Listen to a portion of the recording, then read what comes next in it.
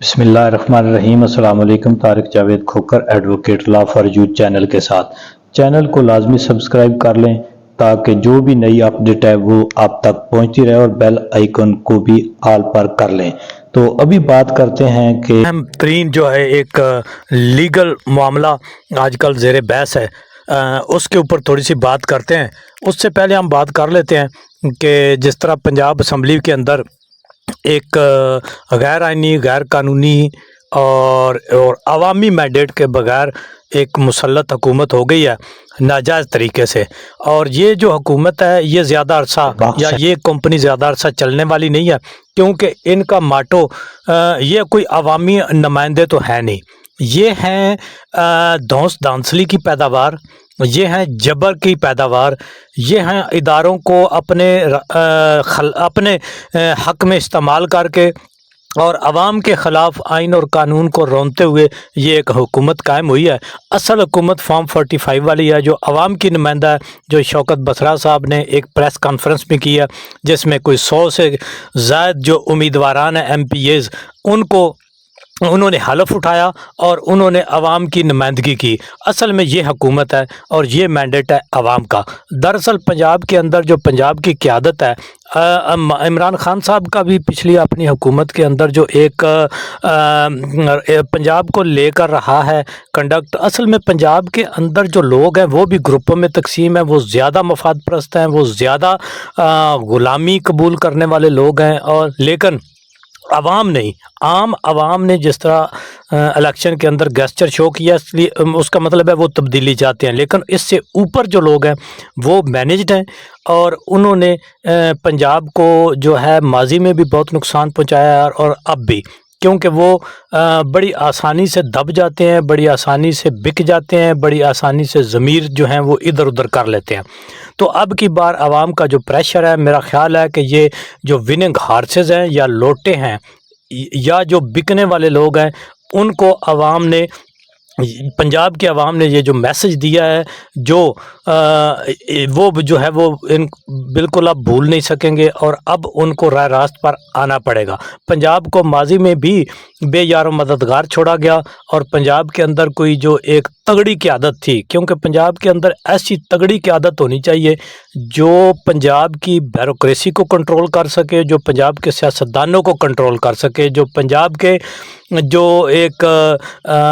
بکنے والا مال ہے اس کو کنٹرول کر سکے، اور جو اشرافیہ ہے ان کے اوپر جو کنٹرول کر سکے۔ ایسی جو پنجاب کی قیادت ہے، اور میں سمجھتا ہوں کہ موجودہ حالات میں شوکت بسرا کو اور جو لطیف کھوسہ صاحب ہیں، ان جیسے لوگ، یا جب چودھری صاحبان آتے ہیں اگر باہر، تو پھر ان کو شاہ محمود قریشی، یہ جو بڑے بڑے تگڑے لوگ ہیں، ان کے اوپر بیوروکریسی کے اوپر چھوڑنا چاہیے، کیونکہ پنجاب کی بیوروکریسی، پنجاب کی اشرافیہ، وہ 40 سال سے ایک ہی خاندان کی گالیاں سننے کی عادی ہے، وہ ایک ہی خاندان کی جو ہیں وہ جوتے کھانے کی عادی ہو چکی ہے، اور ایک ہی خاندان کا جو ہے وہ غلامی کرنے کی عادی ہو چکی ہے۔ اب وہ کسی جو آئین اور قانون کے تحت چلنے والے قیادت ہے اس کو وہ قبول کرنے کو تیار نہیں ہے، کیونکہ بزدار صاحب نے جس طرح سے ڈیلیور کیا، انہوں نے چھوٹے صوبوں کو، چھوٹے ضلعوں کو فنڈز دیے، اور چھوٹے ضلعوں میں جو ترقیاتی کام کیے وہ مثالی ہیں، لیکن نہ تو ان کی پروجیکشن ہوئی، کیونکہ اس میں یہ بڑے لوگ انوالو نہیں تھے۔ یہ عثمان بزدار کو بلیک میل کر کے دھونس دھاندلی سے اس سے فنڈز بھی لیتے رہے، عیاشیاں بھی کرتے رہے، سمیت یہ چودھری پرویز الہی اور باقی جو MPAs تھے، اور پھر وقت آنے پر یہ اس کو برا بلا بھی کہتے رہے اور اس کو چھوڑ بھی گئے، اور وہ خود بھی چھوڑ گیا، ظاہر ہے وہ بھی کمزور آدمی تھا۔ تو امید ہے کہ اب کوئی تگڑی قیادت جو ہے وہ جس طرح KPK میں آئی علی امین گنڈا پور کی صورت میں، اسی طرح پنجاب میں بھی کرنا ہوگا۔ دوسری طرف آئینی اور قانونی طور پر جو ہے وہ صدر کا اختیار بنتا ہے آئین کے مطابق کہ وہ اسمبلی کا اجلاس بلائے، لیکن یہ جو ایک پرابلم آ گیا ہے، جس طرح یہ پورا سسٹم مینج ہو کر، باہم صلاح مشورہ ہو کر عوام آئین کے خلاف کھڑے ہو گئے، بالخصوص اس میں جو ایک اعلیٰ کار بنا ہے الیکشن کمیشن، جس نے پہلے دن ہی ایک غلط بنیاد رکھی تھی تو اس الیکشن کمیشن سے کوئی خیر کی توقع نہیں ہے۔ جو ملک کو نقصان ان اداروں نے پہنچایا ہے، جو عوام کو انہوں نے اس پچھلے 2 سال میں ذلیل و خوار کیا ہے، ان کی عزتیں اچھالی ہیں، ان کی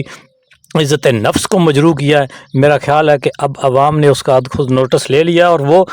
8 فروری کی طرح پھر بھی جب کبھی مناسب موقع آئے گا تو وہ ضرور اس کے اوپر جو ہے نا وہ اپنا فیصلہ سنائیں گے۔ تو صدر کے علاوہ تو کسی کا اختیار بنتا نہیں ہے، کیونکہ یہ جو ایک مجموعہ مسلط ہے پی ڈی ایم کی شکل میں، اب بھی اس کی یعنی پی ڈی ایم 2 ایکسٹینشن میں سمجھتا ہوں کہ یہ اس کی نگران حکومت تھی، اور اب پی ڈی ایم 3 میرے حساب سے تو یہ پی ڈی ایم 3 ہے، اور اس سے جو چھوٹی جماعتیں یہ اتحاد چھوٹے موٹے الگ ہوئے ہیں، وہ بھی میں سمجھتا ہوں کہ اب جب اور جو یہ مینیج کرنے والے ہیں ان کی اور کوئی کہیں وہ کہتے ہیں دال نہیں گلی، تو اب وہ ایک اور کوئی اتحاد بنانے کے چکر میں اس کی اب جو بھی شکل دی جائے۔ اب یہ جو جمہوریت کے نام پہ جماعت اسلامی کر رہی ہے کنونشنز، میرا خیال ہے کہ اب Jamaat Islami G D A اور ان میں سے جے یو آئی، یہ ایک سب کچھ ملا جلو کے وہ باپ شاپ، تو ایک کوئی نئی چیز بنائی جائے گی، دیکھتے ہیں کہ وہ کیا بنتی ہے۔ اب صدر صاحب نے جو ایک آئینی نقطہ لیا ہے، میں سمجھتا ہوں کہ انہوں نے بالکل درست طور پر لیا ہے، کیونکہ وہ سمجھتے ہیں کہ جب تک اسمبلی کا ایک قورم ہی نہیں پورا ہوگا، اسمبلی ہی کمپلیٹ نہیں ہوئی، تو اس کا اجلاس آئینی طور پر وہ کیسے بلا سکتے ہیں؟ اگر یہ اپنی نیت درست کر لیں اور جو سیٹیں جتنی دھاندلی انہوں نے کرنی تھی وہ کر لی، پی ٹی آئی کو انہوں نے بلے کا نشان لے لیا، عمران خان کو، پی ٹی آئی کی قیادت کو جیلوں میں ڈال دیا، ان کی عورتوں کو جیلوں میں ڈال دیا، اور پھر جو عوام جنرل عوام تھی ان کی عورتوں کو ننگا کر کے، ان کو مردوں پر عورتوں پر تشدد کر کے، دہشت گردی کے پرچے ڈال کر ان کے اوپر دے کر، ذلیل و خوار کر کے، ان کو ڈرا دھمکا کے انہوں نے انڈر گراؤنڈ کر دیا، کچھ کو جیلوں میں ڈال دیا۔ تو اب جو کچھ رہ گیا ہے، جتنی آپ نے سیٹیں دی ہیں، چلو اس کے حساب سے ہی ان کو دے دو، وہ کیا کہتے ہیں اسپیشل سیٹس۔ جب ووٹ دینے والا جو ایک ہاؤس ہے وہی کمپلیٹ نہیں ہے تو وہ اجلاس کس بات کا بلائیں؟ اب جس طرح سے آ رہا ہے کہ جی اسپیکر صاحب راجہ پرویز اشرف صاحب، یہ وہ لوگ ہیں، یہ وہ مجموعہ ہے جنہوں نے آئین اور قانون کو حلیہ بگاڑا۔ پچھلے 2 سال میں رجیم چینج سے لا کر انہوں نے ایسے قوانین بنائے، آئین کو بھی بگاڑا، جس سے یہ ان چاند خاندانوں یعنی 2 خاندانوں کی کرپشن، ان کی لوٹ مار، ان کی جو غیر آئینی غیر قانونی ہتھ کنڈے ہیں، ان کو صرف انہوں نے سیو کیا ہے، ان کو شیلٹر دیا ہے، لیکن عوام کے لیے انہوں نے کوئی ایک بھی قانون سازی نہیں کی۔ اور اب بھی جو ان کے ایکسٹینشن تھی یہ نگران حکومتیں، انہوں نے بھی عوام کے اوپر جو جبر، ظلم اور ستم کیا ہے، اور ملک کے ساتھ جو ظلم کیا ہے، وہ میرا خیال ہے تاریخ میں اپنی مثال آپ ہے۔ تو اب آئین کے تحت صدر صاحب اسمبلی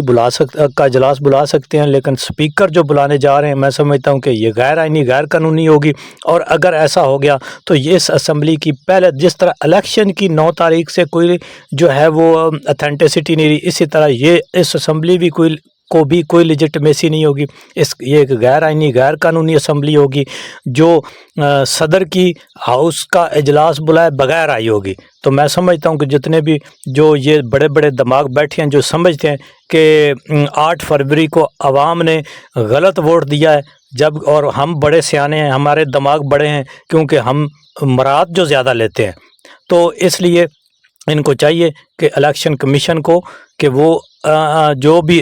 جس حساب سے سیٹیں جیت کے آیا ان کو ان کا حصہ دے، اور تاکہ تمام اسمبلی، اب دیکھیں مائنارٹیز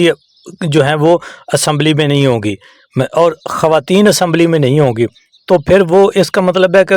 یہ تو پھر ایسے ہی ہے جیسے انہوں نے عہدے بانٹے ہیں 2 خاندانوں کے کہ آپ صدر بن جاؤ، میں وزیر اعظم بن جاتا ہوں، اور جو بھتیجا ہے وہ بھتیجی ہے وہ وزیر اعلیٰ بن جاتی ہے، اس بیٹے کو جو ہے وہ بنا دو وزیر بنا دو، اس کو فلانی وزارت دے دو، اور ایک کو ہے نا اس کو جو ہے وہ بادشاہ سلامت کی طرح کے ٹوپا پہنا کے تو اس کو ڈگریاں دینے پہ لگا دو۔ تو یہ ایک بندر بانٹ تو لفظ اب اس جو ہے مجموعے کے لیے بہت چھوٹا ہے، لیکن اس سے بڑے لفظ استعمال کریں تو پھر وہ کہتے ہیں کہ توہین ہو جاتی ہے۔ تو میں سمجھتا ہوں کہ یہ جو ادارے ہیں وہ اپنے آئین اور قانون کے اندر رہ کر اپنا کام کرنے اور ڈیلیور کرنے کی کوشش کریں گے، تاکہ ملک جو ہے وہ ایک صحیح سمت پر چل سکے۔ اللہ حافظ، اب تک کے لیے اتنا ہی۔